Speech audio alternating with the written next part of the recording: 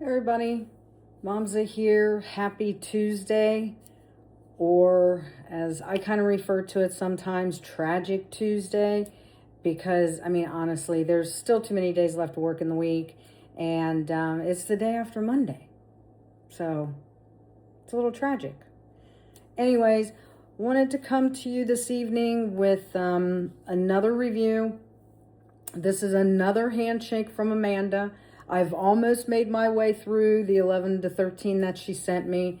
After I review this one, I have two left, and they are the two that I wanted to wait on to do until the very end. Both of them I have never had. As a matter of fact, pretty much everything that I asked for from Amanda, I had never tried.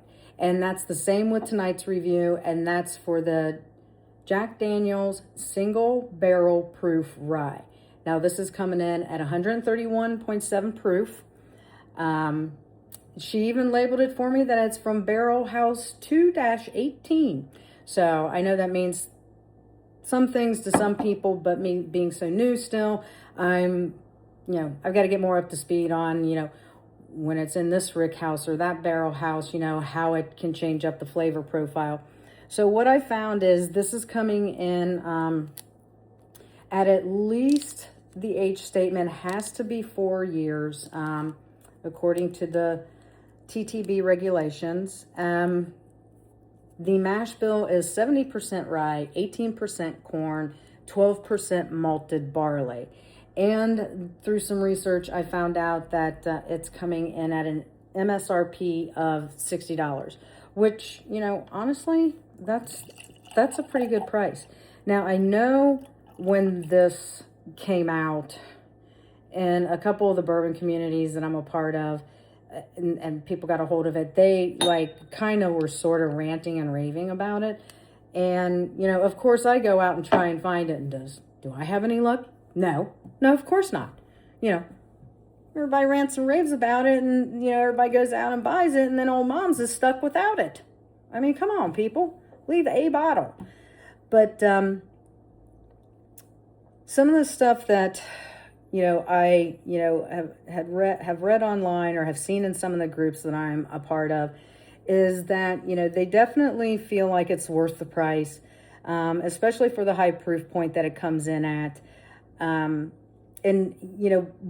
But there's also a lot of caution. Don't pay extra for it on, the secondary market. I mean, if I found it on the secondary market for $70 or $80, I'm probably buying and jumping in.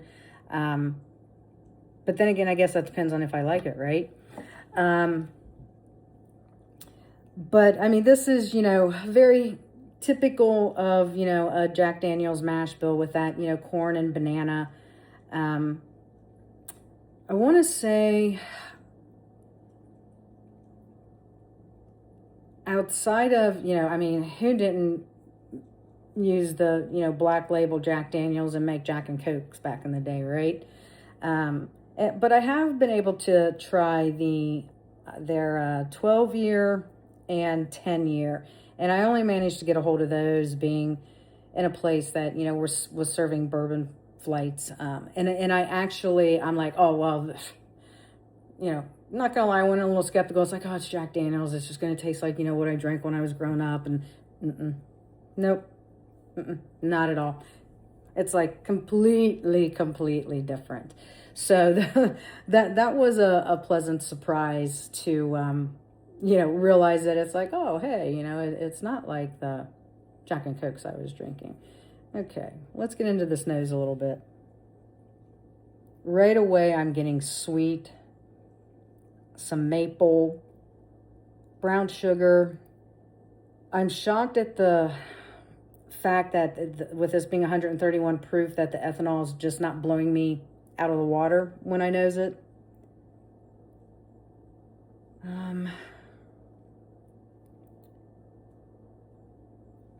Maybe a little bit of fruit. I don't know. Definitely a little bit of rye spice.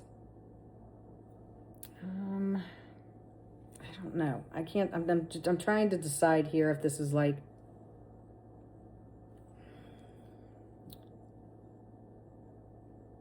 maybe, God, and I don't like them either. Maybe like maraschino cherries.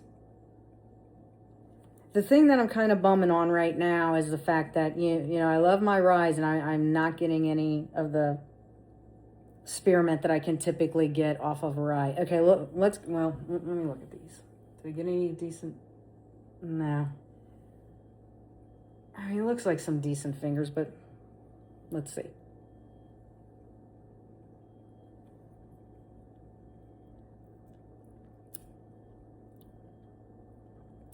Now I'm going to take that real quick first sip because, again, it's the first sip of bourbon that I've had all day.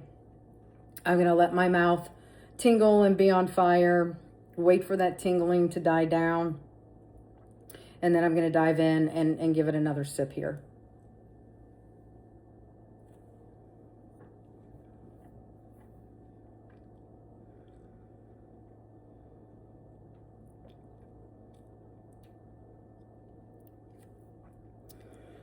There's definitely some spice to it. I'm not surprised with it being 131 proof.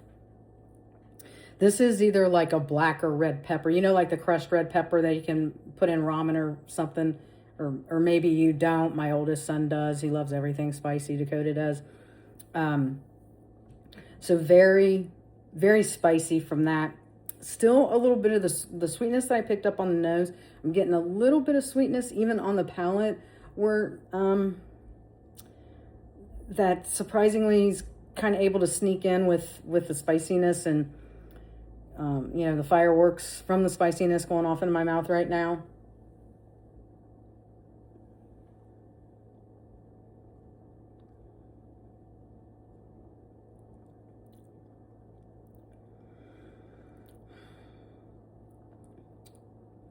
Some brown sugar, kind of like I got on the nose. Kind of like maybe a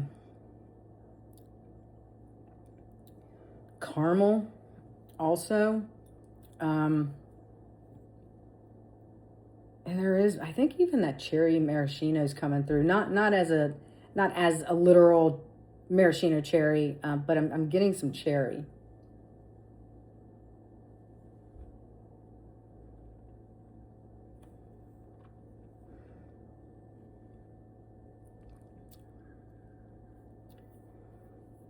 Yeah. Yeah, on the palate for me, it's definitely, you know, spicy. That kind of, you know, gives way to a little bit of sweet. Definitely some rice spice, you know, that black or red pepper, if you will. Some caramel and a little bit of brown sugar. The finish is definitely warm, which is not to be expected at, you know, 131 proof. The rice spice seems to hang on to the palate. I'd give this like a medium long finish. It's not, I'm not really getting like a viscous coating of my palate for the finish. I mean, there is some lingering notes there of the cinnamon. You know, I think the one thing that's kind of like hurting my feelings right at the moment is one of the things that always shocks me with rye is that, you know, spearmint or mint that you can get either on the nose or on the palate. And I'm just not getting it with this Jack Daniel's single barrel proof rye. I'm a little disappointed in that.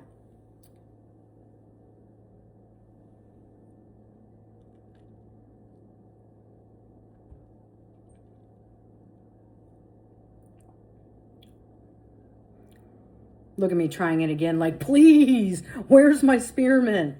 And it's just not there. It'll be interesting because I will open this up some with the lime water that I have to see if maybe that will make the spearmint pop either on the nose or on the palate. But, you know, as it kind of sits there a little bit, like I said, it doesn't finish short. It's definitely like a medium finish. It's definitely warm. You know, the rice spice definitely lingers. Maybe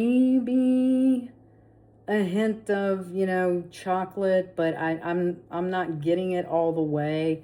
I think the rice spice is really kind of what I'm getting the most for my finish, and then that peppery kind of stays for me with the finish as well. But like I said, I'm going to open this up with some of the lime water because I definitely want to see how that changes the flavor profile of this. And I have a sneaking suspicion it might. And if it does, I'll be sure to put my additional thoughts in the comments. As always, you know, I will drop the link in the comments to the distillery. I mean, it's Jack Daniel's Distillery. Most people are very much aware of Jack Daniel's.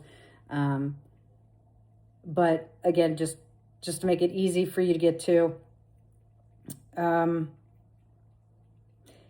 Overall, I would give this,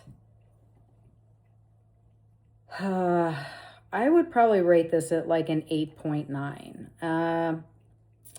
Overall, just running through the Rolodex in my head of the ryes that I've tried, I don't think this is going to make it into the top 5 just because of some of the other ones I know that I like better. So yeah, there you have it. The review of Jack Daniel's Single Barrel Proof Rye, 131.7 proof.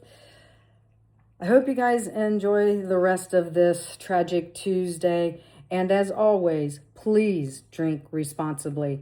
Until next time.